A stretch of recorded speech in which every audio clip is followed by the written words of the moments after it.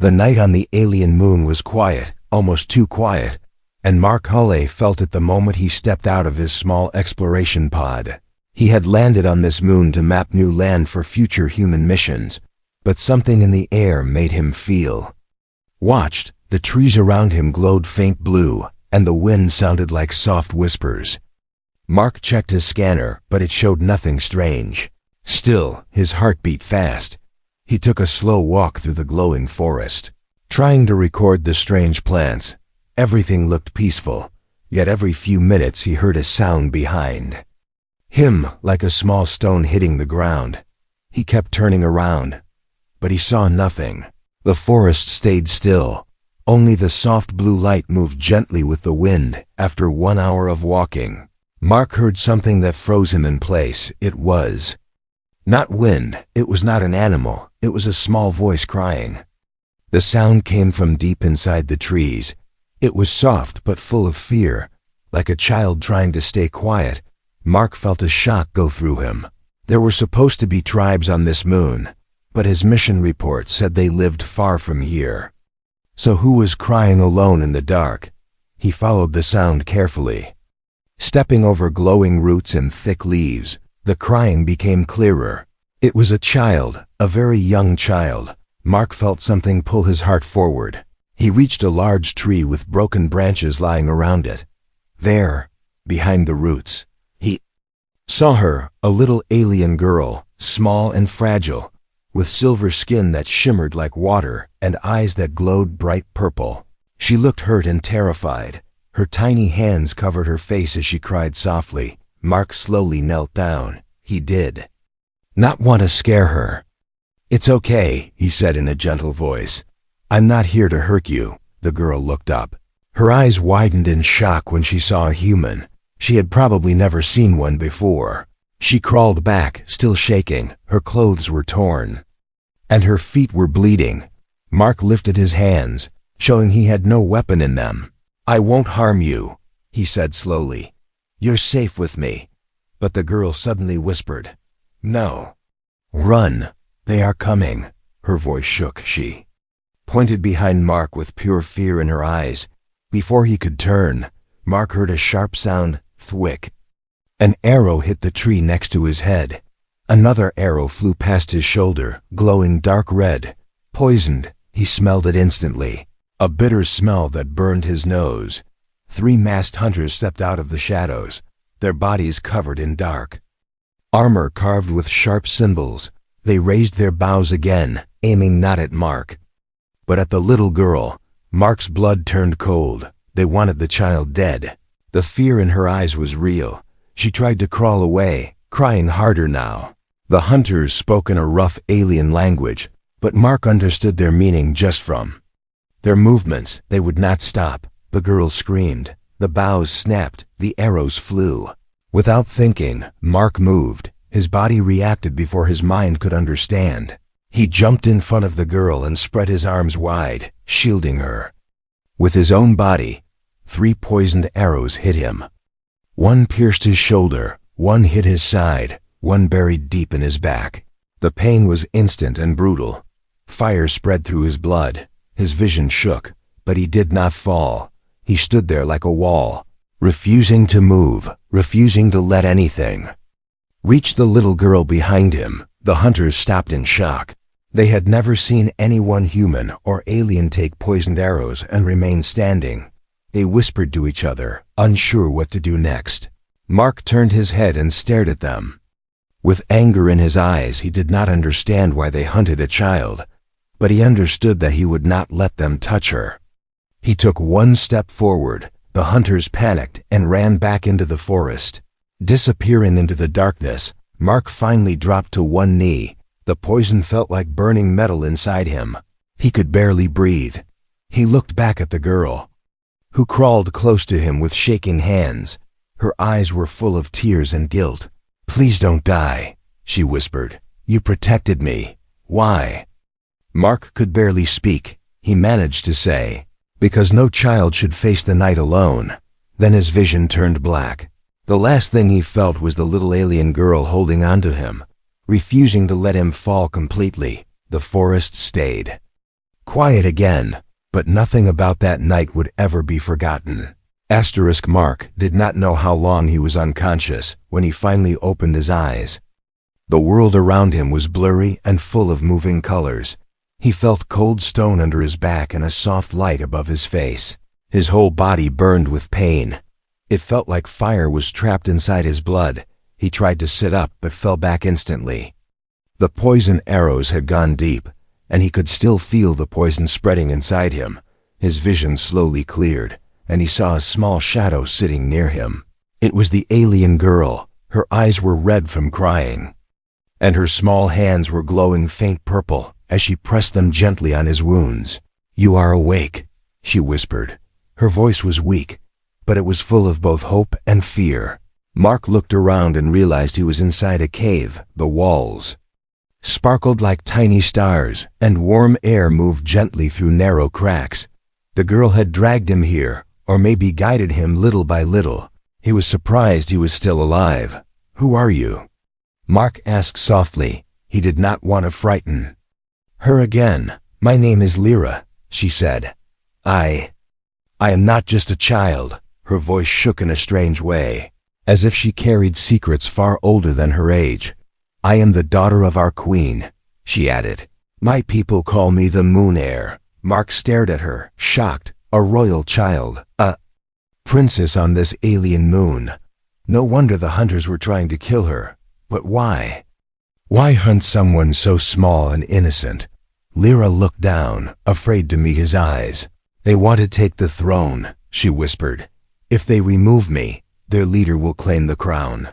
Her hands trembled as she spoke. "They attacked tonight because they knew my guards were far away." Mark remembered the moment he took the arrows for her. He felt the poison still inside him. He groaned quietly as another wave of pain rushed through his body. Lyra panicked and moved closer. "Please do not die," she said in a shaking voice. "You saved me even though you did not know me." Mark forced a weak smile. "You were alone." "Afraid," he said. "No one should face danger like that." Lyra's eyes filled with tears. "No human has ever helped our people," she whispered. "Your kind stays far from our lands." Mark tried to lift his arm but failed. His strength was fading quickly. "How long do I have?" he asked, breathing hard. Lyra looked terrified. "The poison is strong," she said. "It is made to kill in minutes." She placed her hands on his chest and closed her eyes. "But I'm trying to slow it down." Her glowing hands felt warm. Mark realized she was using some kind of energy to keep him alive. But she was only a child, and it was clear the effort was draining her. "You should save your strength," Mark said softly. "You are still in danger." Lyra shook her head. "I will not leave you," she said. "You protected me, so I will protect you now." Mark tried to sit up again, and this time he managed a little. Lyra quickly helped him.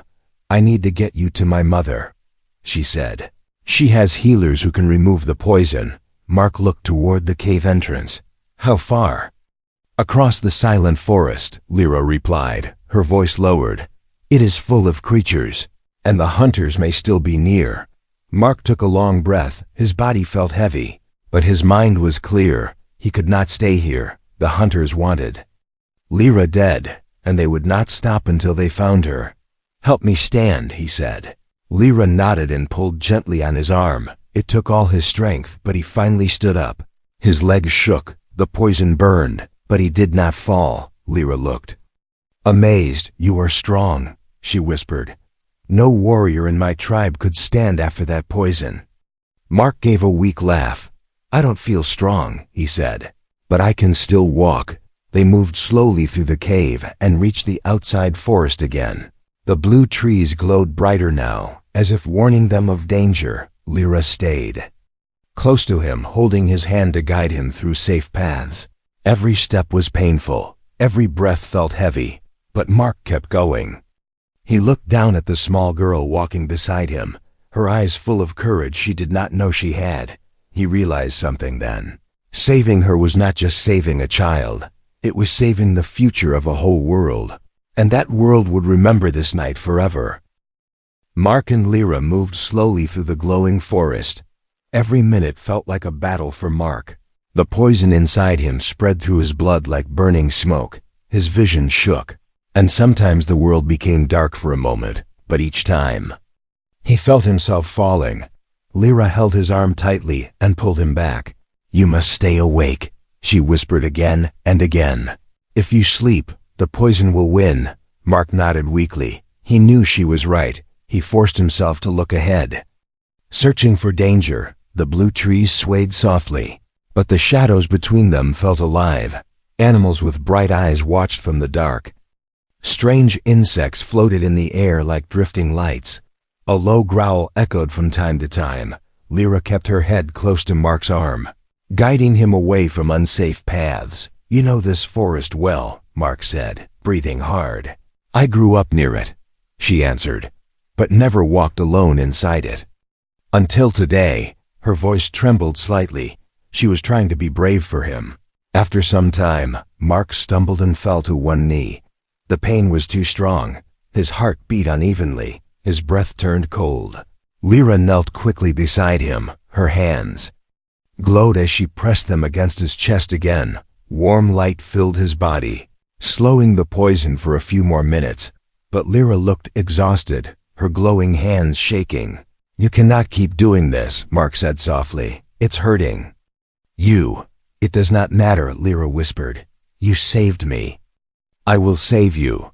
Mark felt something deep inside him, respect, sadness, and something almost like pride. This small girl carried the weight of a whole kingdom, but still cared more about saving a stranger. "Let's rest for a moment," Mark said, leaning against a fallen log. They stayed there quietly. The forest hummed with strange sounds. Mark watched Lyra as she looked up at the glowing trees. "What will happen if your mother finds out what these hunters did?"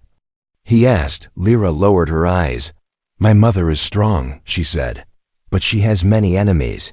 Her small voice carried a wisdom far beyond her age. "They will keep coming. If they take me, their leader will try to take the throne." Mark looked at her. "You are the heir, so your life decides the future of your people." Lyra nodded.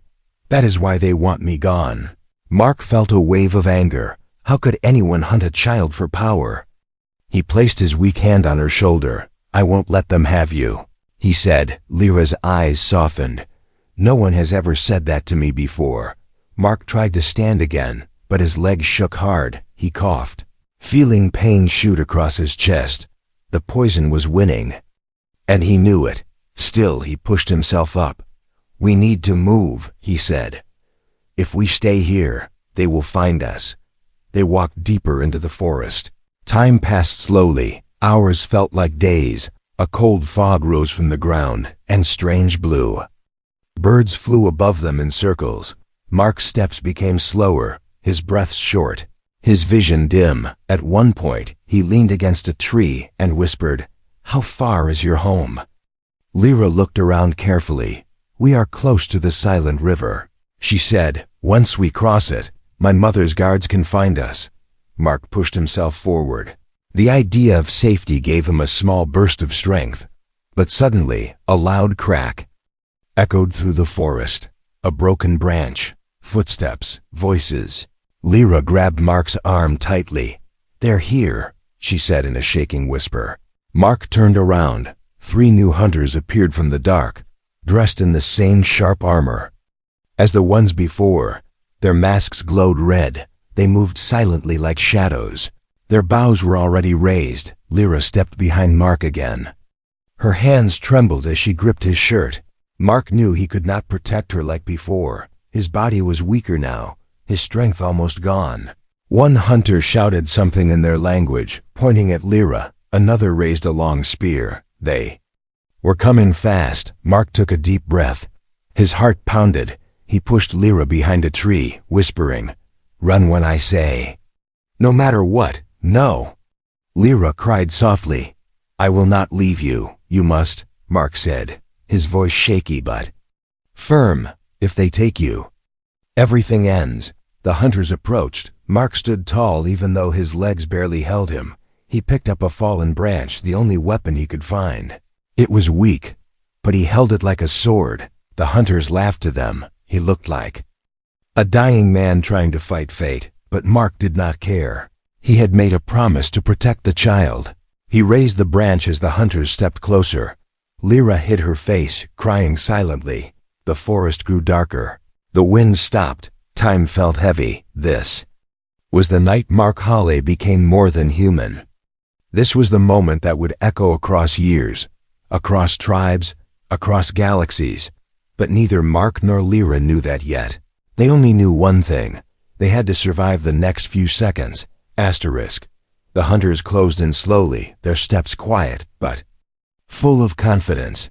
They believed Mark was already half dead. They believed the child was helpless. They believed this night belonged to them. But the forest itself seemed to disagree. The glowing trees flickered like warning lights. The ground shook with a low hum.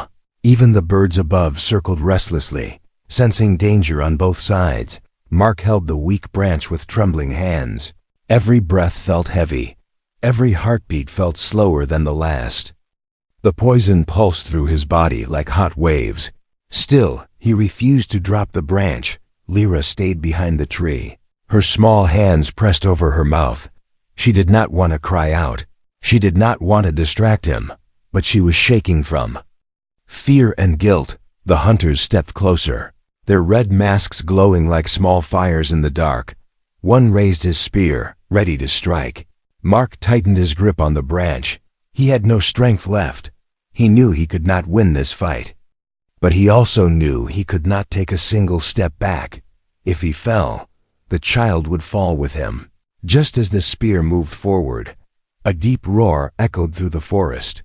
Not from a creature, not from an animal, but from the sky itself, a blinding light burst overhead. The hunters froze, shocked. Mark looked up, squinting through the pain. A massive shadow covered the trees. Something was descending from above, something powerful and fast. The ground shook as the object landed between Mark and the hunters, a royal patrol ship, sleek, silver, and marked with glowing symbols. Lyra gasped, "My mother's guards!" She whispered in relief. The ship opened, and tall armored warriors stepped out. Their armor was bright silver, unlike the hunters' dark armor. Their spears looked like glowing crystal, and their movements were calm but sharp. These were trained protectors of the throne. When the hunters saw them, they panicked. They tried to flee, but the royal guards moved faster. Within seconds, the hunters were surrounded. They dropped their weapons, defeated. Lyra ran out from behind the tree and cried, "We are here!" The royal guards turned instantly toward her, their faces full of shock and relief. "Moon Air," one said, kneeling on one knee. "We searched everywhere for you." Lyra pointed at Mark, who was now barely standing. "Help him!" She screamed, "He took the arrows for me. The poison is killing him." The guards looked at Mark and froze. Humans were rare here, almost unknown, and none had ever been found bleeding on their land. But the glowing poison marks on his body told the whole story. One guard rushed to him and caught him before he fell.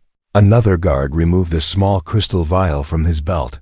He placed it against Mark's neck. A warm light spread through Mark's body. The burning pain eased a little. His vision softened. He could breathe again for a moment. "It will not stop the poison," the guard warned, "but it will slow it long enough to reach the queen." Mark nodded weakly. He felt Lyra's small hand grip his fingers tightly.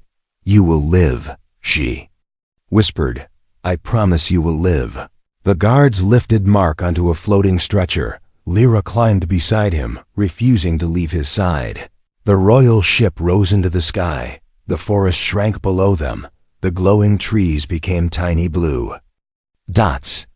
The hunters, taken by the guards, became shadows beneath the ship. Mark looked out of the ship window. This moon, once unfamiliar, now felt strangely important. His heartbeat slowed again, but he forced his eyes open. Lyra held his hand with both of hers. She whispered, "Please stay awake. Please stay with me." Mark tried to answer, but his voice failed him. His breathing grew softer. The poison was winning again. He looked at Lyra one last time before darkness took him. Her bright purple eyes were full of tears, but also something Else, a promise he did not understand yet. As the ship flew toward the royal palace, a new story was already beginning. A story that would not end tonight. Not even this year, not even this lifetime, because far above this moon, across many stars, a message would one day be carried through space. A message spoken with respect, with longing, with memory. We seek the human who took the poisoned arrows. But Mark Hulley did not know this future yet. He only knew the darkness that waited for him, and the small hand that refused to let him go. Mark drifted in and out of darkness as the royal ship flew toward the capital. He felt light one moment, then heavy like stone the next. Sometimes he heard voices, sometimes only silence. But one thing stayed the same: Lyra never let go of his hand. "You will be safe soon," she whispered again and again. Her small voice shook, but her eyes stayed strong. She refused to let fear win. The ship finally reached a huge shining city built into a mountain range. Tall silver towers rose like glowing spears, and wide bridges crossed bright rivers of blue light. At the center stood a massive palace shaped like a crescent moon. It shimmered under the night sky as if holding its own stars. Inside, hundreds of guards lined the entrance. All of them bowed when they saw Lyra. "Moonhair, welcome home," they said together. But Lyra did not stop for greetings. She pointed at Mark. "Take him to the queen." Now, the guards looked at the unconscious human with confusion and surprise. Many of them had never seen a human before. Some whispered, "Is that truly an off-worlder? Why is he here? Why is he injured?" But when they saw the poison marks on his skin, they understood that this was no ordinary arrival. The stretcher floated down a long hallway of shining stone. Tall windows showed the glowing city below. Servants quickly stepped aside as Lyra and the guards rushed through. At the end of the hall was a giant door carved with symbols of the moon tribes. 2 elite guards opened it. Inside stood a woman tall and graceful, with silver skin like Lyra and eyes that glowed brighter than the palace lights. This was Queen Selira, ruler of the moon tribes, protector of the royal line. Her eyes widened when she saw her daughter, Lyra. She cried as she ran and pulled the girl into her arms. "I searched every corner for you. I feared the worst." Lyra hugged her tightly. "I am safe, mother." Because of him, she stepped aside and pointed at Mark, who lay weak and pale. On the stretcher, the queen froze. Her glowing eyes slowly widened. "A human," she whispered, "in my palace?" Then she saw the arrows still embedded in his armor. She saw the spreading poison marks along his chest, and she understood instantly. Her breath caught in her throat. Her expression changed from shock to deep, aching gratitude. "He took the arrows," Lyra whispered. "He stood in front of me.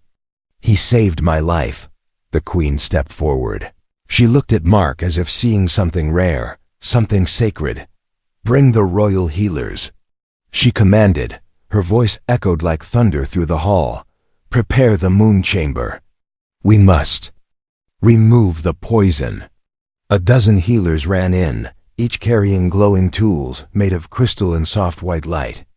They lifted Mark gently from the stretcher and placed him on a floating bed. Lyra stayed beside him, gripping his arm. But the healers gently moved her aside. "You must let us work, Moonhair," one said. "We cannot help him if you are in danger." The queen touched Lyra's shoulder and held her close. "You did well, my child," she whispered. "You survived the night, and you brought home a man of great courage." Lyra looked at her mother, eyes full of pain. "Will he live?" she asked in a shaking voice. The queen looked at Mark's weak breathing. His skin was cold. The poison was deep. She could see it spreading like dark rivers under his skin. "It will be difficult," she said softly. "But he saved my daughter. I will not let him die." She stepped to Mark's side. Her long dress shimmered as she moved. She placed both hands on his chest. A bright silver light poured from her palms, filling the room with a warm glow. The healers stepped back, watching. In awe, the queen rarely used this power. It was the royal lifelight, a power passed only to rulers of the moon tribes. a power used to save those the crown owed a great debt. As the light entered Mark's body, his breath steadied, the poison slowed, his heartbeat strengthened. Lyra watched with wide eyes, hope returning to her face. Then something no one expected happened. The Queen's voice broke. A tear fell down her cheek. She knelt beside Mark's bed, not as a ruler, not as a queen, but as a mother whose child had been saved. "Human," she whispered. "You protected what I treasure most. I owe you a life that cannot be replaced." And with that, the Queen, who commanded a kingdom, dropped her crown in front of a dying human. Mark drifted somewhere between life and death as the Queen's light entered his body. He felt warmth fighting the cold poison. He felt his heart beat stronger. He felt his breath return little by little, but he also felt something else. A strange energy, old and powerful. Something he had never experienced on Earth. Something that felt like the moon itself was giving him life. Lyra stood beside the glowing bed, her hands clutched together. Her eyes never left Mark's face. She whispered, "Please stay with us. Please open your eyes." The Queen kept her palms on his chest. The bright silver light spread across the room. Her expression was calm, but tears kept falling from her eyes. She whispered words in her ancient language, words of healing, words of gratitude, words of death. Finally, the poison marks on Mark's skin began to fade. The dark lines shrank, disappearing into nothing. His breathing became steady. The pain left his body little by little. After what felt like hours, the Queen slowly lowered her hands. The bright light dimmed. She let out a tired breath. Her shoulders dropped as exhaustion washed over her. Royal healers rushed forward to support her. But she raised her hand. "No," she said softly. "I am fine. He is safe." Lyra ran to Mark's side and gently touched his hand. Mark, can you hear me?" For a moment nothing happened. Then his fingers switched. His eyelids moved. He slowly opened his eyes. Confused and tired, the first thing he saw was Lyra's trembling smile. The second thing he saw was the Queen watching him with deep respect. "Where am I?" Mark whispered, his voice weak but alive. "You are in the royal palace," the Queen said. Her voice soft but powerful. "You were dying. We pulled you back from the edge." Mark tried to sit up, but the healers gently pushed him down. "You need rest," one said. "Your body fought poison no human has ever survived." Mark looked around the silver chamber. He felt lighter, calm, almost warm inside. He turned to Lyra. "Are you safe?" he asked. Lyra nodded quickly, tears falling again. "Yes. Because of you." The Queen stepped forward. She looked at Mark with a mix of sorrow and admiration. "You saved the air of our world," she said slowly. "You took poison that kills even our strongest warriors. You stood between my child and death without fear." Mark shook his head weakly. "I didn't think. I just acted." "That is why it matters," the Queen said. "You acted with pure heart, not for reward, not for power, but for a child. In our world, that means more than any crown, any army, any law." Mark was silent. He couldn't understand why they were treating him with such honor. To him, it felt like something anyone should do. "You saved her," the Queen continued, her voice shaking slightly. "And because of that, my people will live in peace. The tribes who hunted her wanted to break our rule. They wanted war." She stepped closer and placed her hand over her heart. "Your bravery stopped that war before it began." Mark swallowed hard, unsure how to respond. "I just didn't want her to die," he said quietly. Lyra stepped closer and took his hand. "And I will never forget that. Never." The Queen turned to the healers and guards. "Leave us," she commanded. "I must speak to the human alone." The room cleared in seconds. Only Mark, Lyra, and the Queen remained. She looked at Mark with serious eyes. "There's a tradition in our kingdom," she began. "When a life of royal blood is saved, the Savior is given the highest honor we have. A bond greater than family, greater than law." Mark frowned, confused. I don't understand. The queen lowered herself to one knee beside his bed. Mark's eyes widened, a ruler of an entire world. Kneeling before him, Mark Holly of Earth, she said in a shaking voice, you are no longer a visitor here. You are the guardian of the royal line. You are part of this family now. Lyra squeezed his hand tightly and leaned close. That means you will never walk alone again, she whispered. You saved me. Now our whole world will protect you. Mark stared at them both, shocked. He had arrived on this moon as a simple explorer. He had acted without thinking. He had just wanted to save a scared child in the forest. But now, a kingdom owed him a debt. A queen bowed before him. A world opened its heart to him, for the first time since he left Earth. Mark felt like his life had changed forever, and this was only the beginning.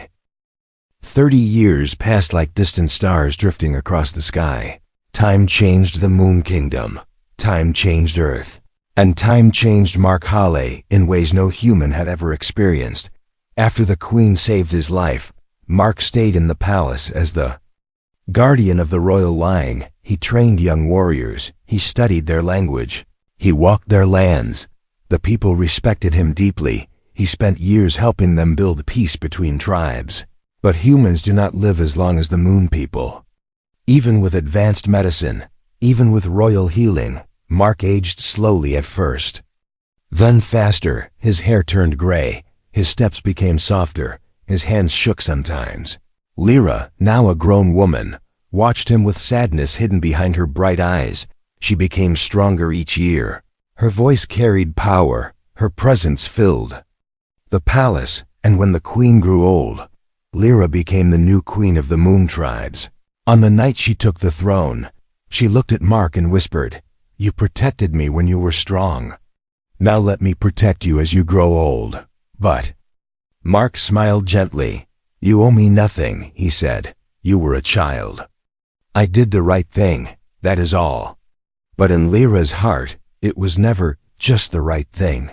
It was the moment that shaped her whole life. The night a human saved her with his own body. The night she found courage. The night she understood kindness. Years passed. Mark grew older than any human recorded in history. A gift from the Queen's healing light. But even the strongest light cannot stop time forever. One morning, Mark told Lyra he wanted to return to Earth. His voice was calm, his smile gentle. "I want to see my home again," he said. "I want to walk the old roads, feel the old wind, before my life ends." Lyra tried to hide her sorrow, but her voice trembled. "Will you come back?" Mark touched her hand. "Yes," he whispered, "if life allows it. I will return." And so he left. He returned to Earth quietly. He lived a simple life in a small town near the mountains. He watched sunsets. He fed birds. He talked to neighbors who never knew he had once saved a queen. But time continued. And Mark grew old, very old. His body weakened. His steps slowed. His breath became thin. Thought of Lyra sometimes, but he believed she was busy ruling her people. He believed she had moved on. He never imagined she watched the stars every night, whispering one wish. "Let me see him again." One cold evening, Mark sat on a wooden bench outside his small home. He wrapped a blanket around his shoulders and looked up at the sky. The stars above Earth were different from the Moon Kingdom sky, but they still felt familiar, still felt warm, still felt like memories. Suddenly the sky lit up. A bright silver line cut across the clouds. People in the town screamed, thinking it was a meteor, but Mark knew better. His heart trembled. A soft smile appeared on his old face. "They came," he whispered. "They truly came." A massive royal ship slowly descended. Loud wind swirled around it. Lights reflected across rooftops. People ran from their houses, shocked and afraid. But Mark did not move. He stayed seated, his tired eyes soft with understanding. The ship landed in the field near his home. The door opened, and a tall figure stepped out, wrapped in royal silver armor. Queen Lyra, grown, powerful, graceful, yet her eyes searched the world like a child looking for someone she loved when she saw Mark. Her breath broke. She ran toward him without care for her crown, without care for her guards, without care for the shocked humans watching. She fell to her knees before him, just as her mother had done 30 years ago. Her voice shook as tears slid down her face. "Guardian, I searched for you for so long," she whispered. "You saved me when I was small. Let me save you now." Mark looked at her with tired but gentle eyes. "You grew into a strong queen," he whispered. "I am proud of you, Lyra. But I need you," she said, trembling. "My kingdom needs you. I cannot lose you." Mark slowly lifted his hand and touched her cheek, his fingers weak, but his smile warm. "You will never lose me," he said. "Even when I leave this world, I will always be with you." Lyra bowed her head, crying softly. The night wind moved around them. The ship lights glowed like moons in the sky. And Earth witnessed something no one had ever seen. A queen from another world kneeling before an old human, not because he ruled anything, not because he commanded armies, but because he once protected a little alien girl in a dark forest. A simple act of kindness, a single moment of bravery, had changed the fate of two worlds forever, and it would never be forgotten.